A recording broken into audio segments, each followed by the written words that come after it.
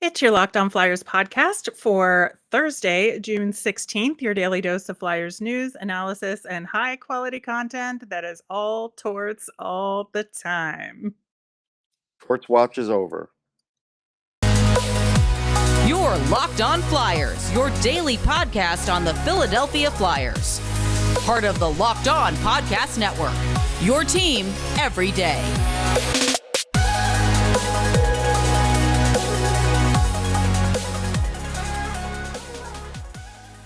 Hello, once again, I am Rachel Donner. You can find me on Twitter at rmiriam. You can find my partner in crime here, Russ Cohen, on Twitter at Sportsology.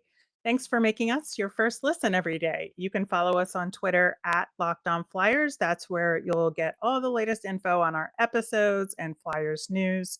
You can also email the show at lockedonflyers@gmail.com. On today's show, we're going to talk more about John Tortorella and what his coaching era might look like coming up prior to his officially signing on the dotted line. We've got our Thursday prospect profile in Julian Lutz. Excited to talk about him. Plus, we've got some of your mailbag questions. So a jam-packed episode. Excited to get going. Locked On Flyers is free and available on Apple Podcasts, Spotify, Odyssey, wherever you are listening right now. Subscribe. You'll get all of our episodes here on the Locked On Podcast Network. You can also subscribe over on YouTube. Head over there and give us a like and subscribe there as well. All right, Russ. So we've got a little bit of additional information since we did our breaking news segment that we put out yesterday late morning. If you haven't listened to that, go back and listen. Lots of good stuff on John Tortorella. We might be hearing today, or we might have already heard in terms of the final contract by the time you are listening to this episode. But one thing that we did learn, Elliot Friedman said on the Jeff Merrick show yesterday that he thinks that Barry Trotz was the Flyers' first choice for the job, and that for whatever reason, probably Barry Trotz choosing to not want the job or wanting another job in particular. And so Tortorella, they just slotted right in and secured him. Yeah, I mean, you and I never felt Barry Trotz was coming. It didn't matter Right. whether he's your number one or not. We just never felt like he was coming. He was having conversations because he wanted to have conversations. He's trying to build up his salary because Winnipeg may have been, balking a little on salary, and now Boston's opened up. Maybe he'll look at them. But in the end, I never thought he was coming. You never thought he was coming. No, I mean, he was my number one choice because I think ultimately of all the coaches out there, he was the best one, and I think could do the best job, but I never once thought it was actually going to happen. There were just too many roadblocks for the Flyers to be that destination for a guy like him who clearly I think would want a coaching job where he was much closer to getting a run at a Stanley Cup. Right, and I also think there would have been some static with him and Fletcher, where now you have Tortorella, you've got Holmgren, who could sort of be the intermediary because they know each other from USA Hockey and such. So there's gonna, look, the old guard of the Flyers, they got the guy they wanted. Like, that's a reality.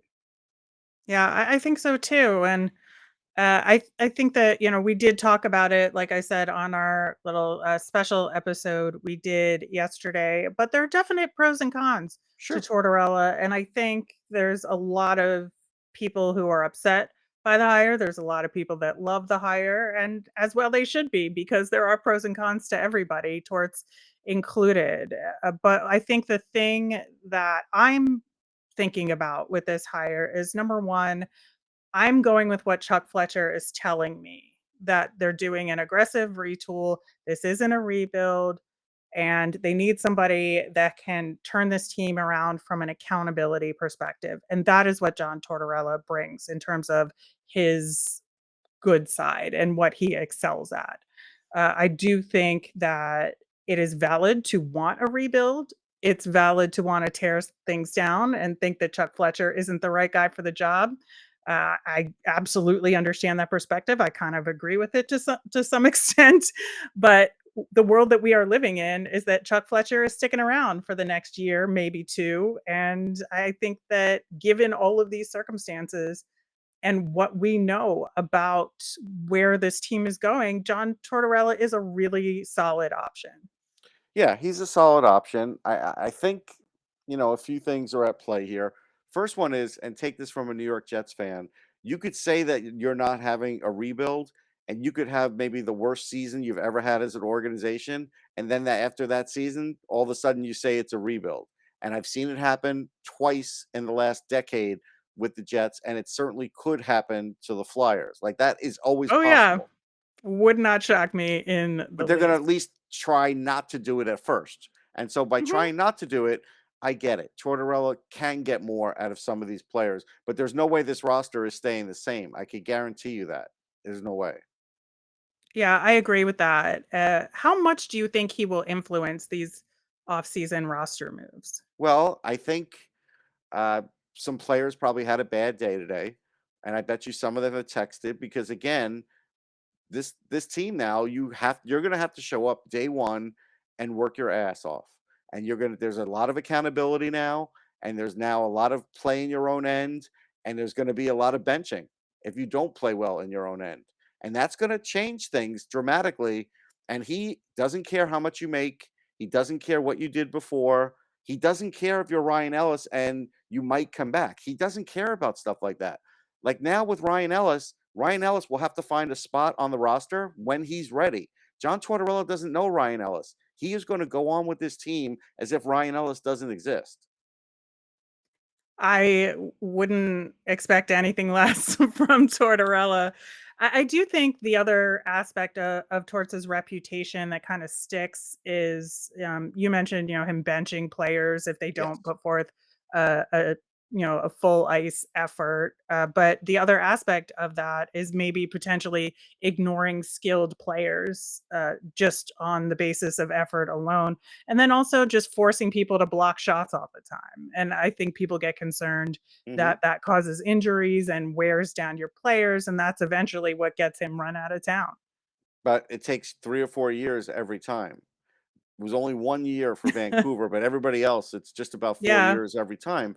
And sometimes they have good success. We can't forget, like Columbus beat the Tampa Bay Lightning, they swept them. they And that did. and that was a big deal for that organization. People don't realize it's like, "Oh, you just made the playoffs, big deal." But for them, it was massive. And apparently Torts is taking credit for changing the way the Lightning played, and Cooper said there might be some truth to that. So, and I do think there's truth to that. And it changed the way the Lightning were operating, and now you see that they're winning all the time. There is a cause and effect here that Tortorella can do. There's no question about it. But there are going to be players that are not going to like his style. Uh, Maybe they're not going to ask for a trade, but you're going to find out early on that things are not working out, and then trades might happen, or they might happen ahead of time knowing that they may not work out. Like that is just, a fact of life now.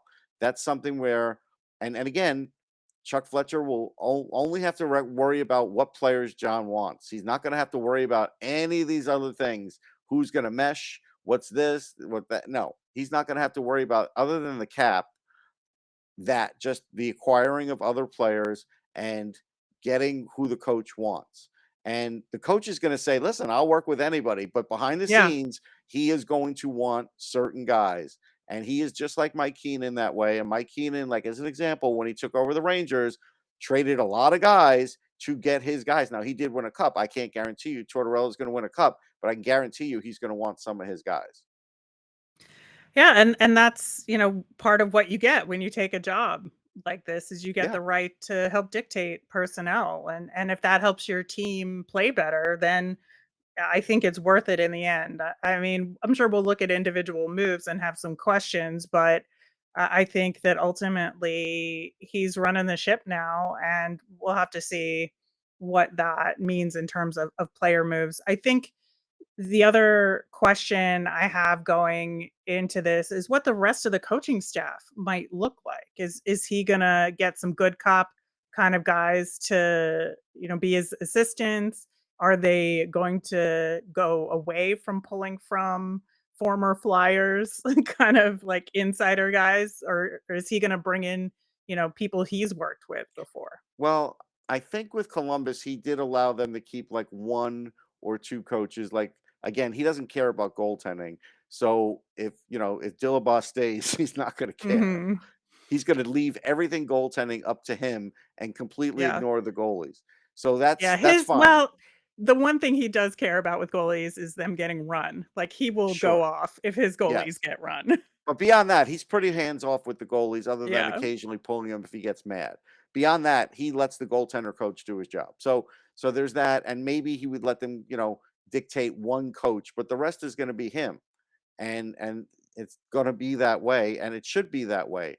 And it wouldn't shock me if it's going to be that way for the AHL too, because again, while they sort of let that fritter away last year, he's not going to want any part of that because actually all the teams he's been at, for my best recollection, is the AHL teams were pretty damn good too, where he could bring up guys. That's how he was able to bring up a guy like Stu Bickle, who was literally a nobody, and got work, production out of him.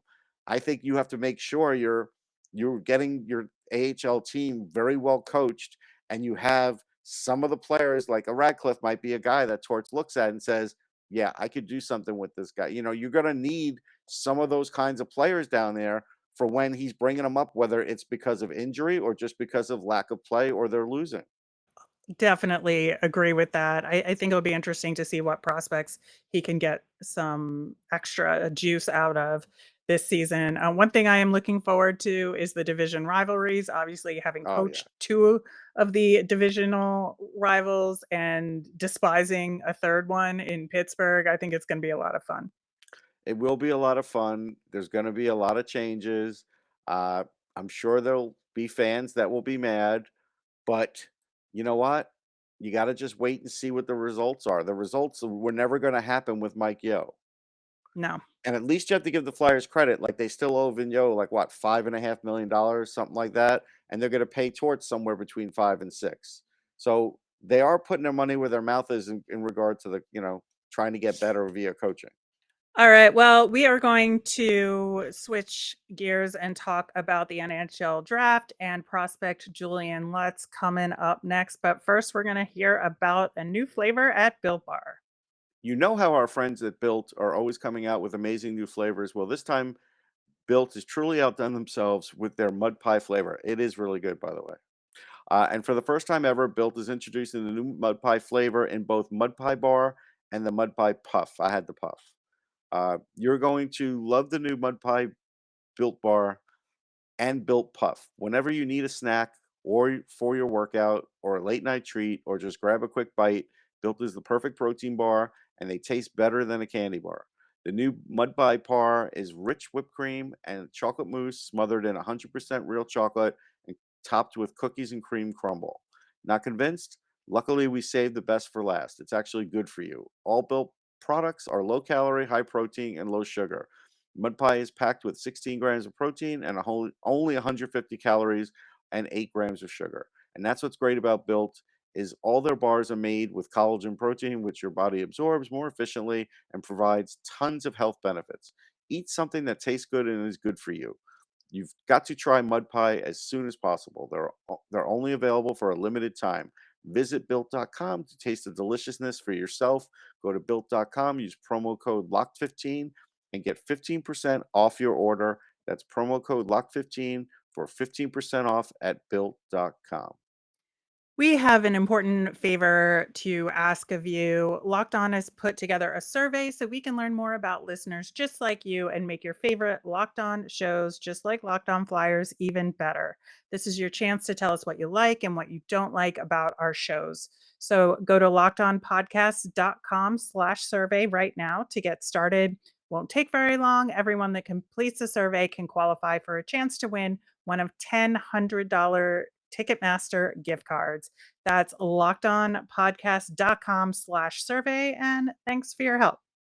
Okay, Russ, Julian Lutz. Excited to talk about this kid. He is from Germany. Mhm. He's a forward, 18 years old, currently plays in the German league, only played 14 games this season. Going to want to hear about why that is with a goal and 2 assists. but also importantly, he was on the German U18 team where he averaged a point per game, 2 goals and 2 assists in 4 games. The other interesting aspect of his development, I thought, was that he was in the same youth hockey program as JJ Peterka, Hmm. who is coming out of Buffalo right now, and I think is going to do really well.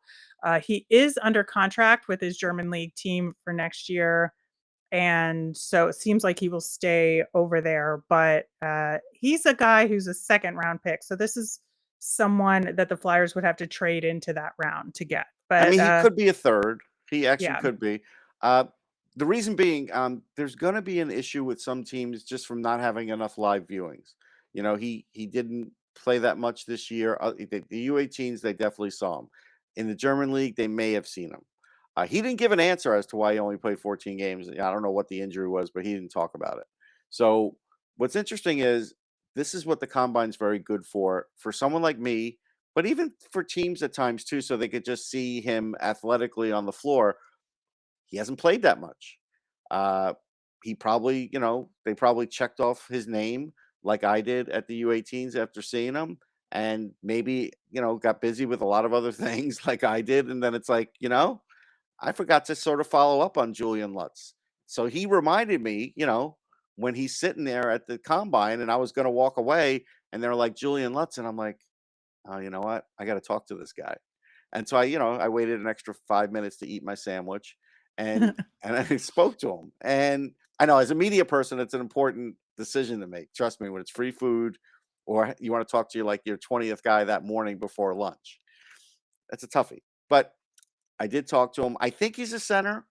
Uh, if he's not, it's okay. The fact that he is tied into Peterka and they're good friends and they've been on a similar path is a positive because Peterka is coming out hot out of Buffalo, like you said. He's got a really good one-timer. I like his long skating stride. He doesn't give up on plays offensively. He's got a little dangle to him. He'll take some hits, but he'll give them back also. He's a really good passer, and he's good with the mhm. shot pass. Like that's where he's got some skill where he could fake that shot and make that quick pass. He's already 6'2", 190, so he's got a pro body. But this is a guy where teams might say, we just don't know. And so, I think what the reason, like I asked him who just did you speak to Florida and Tampa? I asked him those teams because I knew either lacking of first round picks or late in the second might be where he goes, and it still could go into the third. And he was like, yeah, he did. And he liked talking to winning teams and teams that win. And that's great. That's just fantastic. But if you're a team that wants him, you can go out there and get aggressive and trade up and get him. And that's where I look at the Flyers and say, well, you've got the stockpile of 2023, but you've got a guy like this. And Right. you could tell me all day long 2023 is better. And I'm not going to tell you yes or no right now because I don't know for sure. But when I see sort of like not an unmined, but an undermined guy where, hey, with a lot more playing time, you could really have something here, maybe even a top six guy here, but it's going to take a little while. He needs to play a full season. And like you said, DEL is pretty good. Like they'll let you break a contract, but and I think it was the Sioux Greyhounds that have his rights. Most Yes. likely he will go to Germany. But if a team says, "Hey, we want you to play in the Sioux," and it'll speed your thing, speed you up. We think you need to play more games. He might be open to that because right after the Sioux, then he can go right to the AHL, where a lot of other players can't, right? Because different rules. So either way, he's got a good path. He's had good training. He's smart. He just needs reps. And so that's where we're going to find teams that have him on the board in completely different spots. And he will be a player that other teams eventually trade up for. You'll hear about it at the draft and it'll be like, wait, and this team is trading up and let's see who they get. And it's gonna be Julian Lutz. I don't know what round. I think it'll be late second or third, but that's just my guess. Yeah, I think it would be sort of a taking a chance if you're waiting for that third round to pick a guy like Hmm. this. We've also talked about maybe third round is when the Flyers should pick up a goalie. Hmm. So you got to consider all of that. The other thing too is you bring up an interesting point because let's just say the Flyers draft this kid. It is a really interesting choice between leaving him in Germany where he can play in a league against men, Hmm. right? Where he could gain experience that's more akin to NHL hockey in that sense, but having him closer and in the developmental system that the OHL provides in Sioux could also provide some benefits, and there is that direct path to the AHL that you talked about.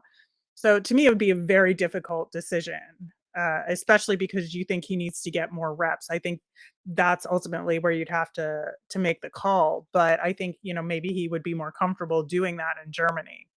Yeah, I mean, at least from a Flyers perspective, Danny Briere played in Germany, so he has a good idea of Hmm. how that league is. He probably has contacts there. And so maybe he would even have a little more information than some other teams on him. And that's a good thing. I'm sure Buffalo is keeping their eye on him because of Paterka. Right. So you have to look out for that. But this is, the kinds of things that go on in a draft where I say, if I could trade one of my 2023 seconds for a 2022 second because somebody just wants to do that and there's nobody on the board that they want, or for whatever reason it's an extra and they don't want to make 3 picks in the second round, I would do it for this guy. I don't care about next year's draft. I'm already going to have a year of development of this guy before the next draft. And that's where you have to sort of look things. Or if the Flyers are going to make a trade and they're going to trade somebody because he's not a Torts guy and they get a second, well, then you might have some flexibility, even if it's a late one. This is where, you could really hit a home run in this draft, but it won't show up right away. Right, and I think when you're talking 2nd, 3rd round, maybe this is where you take a chance on someone Hmm. like this, and if it doesn't pan out, I don't think you look bad for taking a shot at it. No. I think, it's a whole different ballgame with a Jay O'Brien pick that's a Yes. 1st round where there's a little bit more of a spotlight there, but if you're talking 2nd, 3rd round, you could take a shot on a Yep. kid like this because if it does pan out, it's gonna look really good. Yeah, and all the tools are there. He's smart. Like you said, he's been playing against men. He played really well in his own age group in the U18s. So he's passed a lot of early tests. Now he just needs to play more. And, if you're a team that gets him, you could talk to him about his offseason training. He looks like he needs to, get a little stronger, even at 190, maybe just a little more man strength. I don't know if he has to really put on much more muscle, maybe like 5 pounds. But this is a guy who could really be a handful in 2 3 years, and could even be two. You never know, and that's where I feel like if you're looking in this draft, there's a lot of guys like this where you have to decide, is he worth taking a chance on, because the payoff could be really great here. And you know what? Right now, we have the ability to do this because as Chuck Fletcher will always say, it's a wide open Flyers team right now with, well, it's going to be that way with the prospects too. And I feel like, get a little aggressive, get a little creative. If you want to get a guy like this, I won't kill you. Well, we'll see if they do just that in a few weeks now. It's getting closer, Getting so closer. that's always good. We will be answering a few of your mailbag questions coming up next, and I'm guessing there's going to be a lot of Tortorella related things in it. All right, so our first mailbag question: how do the Flyers utilize Rasmus Ristolainen in a John Tortorella system? Will he get the best out of Risto? Yeah, he's gonna have him blocking tons of shots. He's gonna ask him to be aggressive.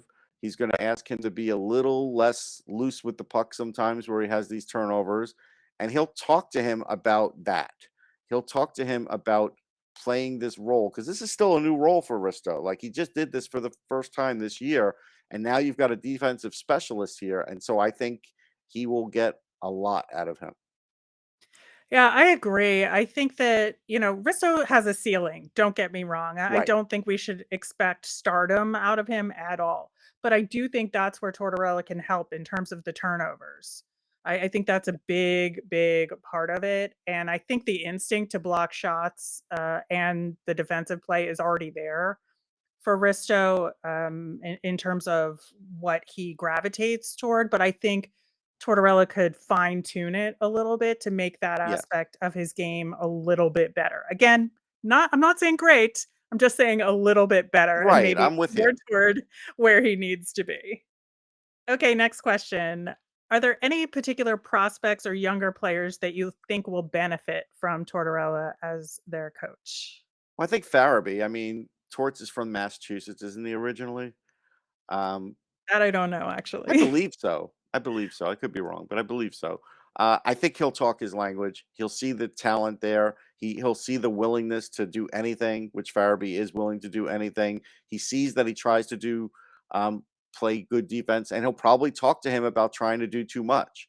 And he'll say, rely on your teammates more. I think there's a lot that he could get out of Joel Farabee. I think he can get a lot out of Morgan Frost because Frost already was back checking. He was already winning faceoffs, and now it's the incorporating the offensive part. And I think he could give him some answers to that on how you do it while you still play defense, because I think Frost can do that in transition. I think he is that kind of player and has those kinds of hands.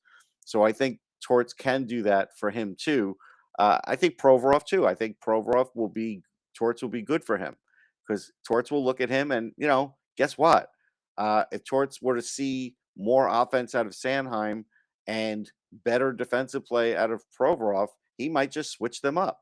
Like, don't think just because Provorov has been the number one, he's going to be the number one under the Torts. And same thing with Sanheim. I Right. mean, again, he doesn't care about what happened. He's only going to look at what works for him. And so all the defensive pairings could get turned upside down. Well, speaking of defensemen, I think for me, I'm very interested to see what he could do with a guy like Ronnie Attard Hmm. because I feel like the experience that he got this past season was good, but I think he really needs more help. That he was kind of thrown out there a Yeah. little bit and told, just do the best you can, kid. Yeah. Whereas, like, in a situation with a more structured coach who cares about defense, I think that he could really progress quite a bit in limited ice time, which is Right. exactly what he needs. Yeah. He won't give him a ton of ice time. Exactly, but I think that's the sweet spot for what Hmm. if Ronnie Attard is on the Flyers roster, that's where he needs to be. Next question, so where do we think Barry Trotz ends up? I still think Winnipeg. I've thought it all along. I've heard not people. I've just heard that maybe Boston likes Blashill. So if that's the case, I think Oof. Trotz would go Okay, there. Well, I mean, there are positives about Jeff Blashill. There are, and that is true, it's and true. the thing about Barry Trotz, the reason I don't think he ends up in Boston is because, it kind of came out in Philly that he wants to have a little to do with management, or at least management decisions and maybe transfer into management down the line. Well, Cam Neely doesn't like many guys, including coaches, messing with what he does. And I can't imagine even Barry Trotz would have a great relationship with Cam Neely. So I think that could be an issue where Blashill, will be more amenable to it because he's not a Barry Trotz. And he did work with Yzerman, who was that way a little bit too. So I think that's a reason maybe why they're saying Blashill is a fit there, and maybe why I think Trotz is maybe not a fit there. Those are good points. Yeah, I do think he's gonna end up in Winnipeg. It just has made sense from the beginning in terms of where the team is, the family connection, everything. And there's a So, brewery there that said they will give Trotz beer for yeah. life if he signs on. Well, there you go. That is I the mean, I would deciding never turn factor. down that ever. All right, last question. How long before Torts gets fined for saying something out of bounds? He's gotten better at this, so I would say a month into the season. All right, I'm gonna give him 2 months Okay, just to give him a little bit of credit there. because he'll be Speaking on good behavior for a little while. Yeah, yeah, I think so too. Speaking of that, our Flyers fun thing, there is a Sportsnet compilation of all of John Tortorella's best sound bites. They're a lot of fun, a lot of good memories there with him chewing out officiating, getting salty about the Penguins, lots of good Is stuff there the in one with there. Larry Brooks on the bus stop? Yes. Okay, because I was there for that. I was in that scrum. I have that soundbite as well. It's one of the all-timers because Larry wasn't going to give an inch and John wasn't going to give an inch, and it, Yeah. it was epic. Now, I And also will and tell you, Tort's basically telling him how to do his job. right, but I'll also tell you that really stemmed from I happened to cover a not Penguins, a Lightning Devils series a couple of years ago when Torts was still there and Brooks was covering as well. And I had just walked into what would have been the coach's press conference, but it ended early. And I said to somebody, "What's going on here?" And they're like, Brooks and Torts just went at it, and it kind of ended early. So I didn't even know what happened, but it kind of started then in those playoffs, whatever year that was. Nice. All right, that will do it for today's show. We will be back again tomorrow. Always more to talk about. I'm sure there will be more on John Tortorella. Maybe we'll have an official contract and a press conference. We'll see. We're going to talk a little bit about the backup goalie position for the Flyers and Hmm. if they are going to sign someone else in addition to Ivan Fedotov. And of course, we'll wrap up with our gritty thing of the week. As a reminder, we always want to hear from you, the listener. Send us in your mailbag questions via Twitter at Locked On Flyers. You can email us at lockedonflyers@gmail.com. I am Rachel. I am on Twitter at rmiriam. That's RMIRIAM. I'm Russ. I'm at Sportsology, SPORTSOLOGY. You made us your first listen today. Now make your second listen Locked On NHL. Locked On NHL covers the playoffs like no other. You can hear the latest news and opinions from local experts every Monday through Friday. Catch me on the Friday show. It's free and available wherever you get your podcasts. Have a great day, everyone.